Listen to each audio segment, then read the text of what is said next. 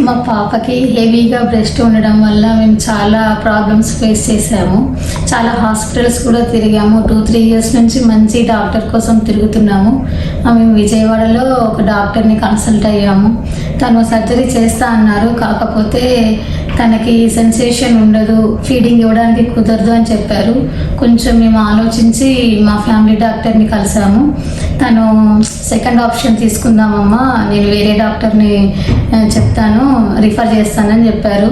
ఆ డాక్టరే మాకు రాజేశ్వాస సారు నెంబర్ ఇచ్చారు, హాస్పిటల్ అడ్రస్ ఇచ్చారు.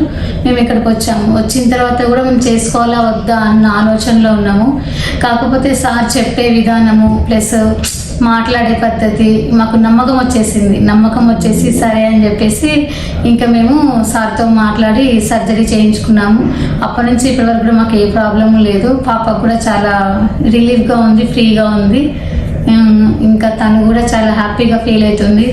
అందరిలో కూడా తను మంచి డ్రెస్సెస్ వేసుకోవాలన్నా, నలుగురిలో వెళ్ళాలన్నా చాలా ఇబ్బంది పడేది. డ్రెస్సెస్ తొందరగా టైట్ అయిపోవడము, కొత్త డ్రెస్సెస్ మళ్ళీ తీసుకోవడము, చాలా స్ట్రగుల్స్ కూడా ఫేస్ చేసింది మా పాప.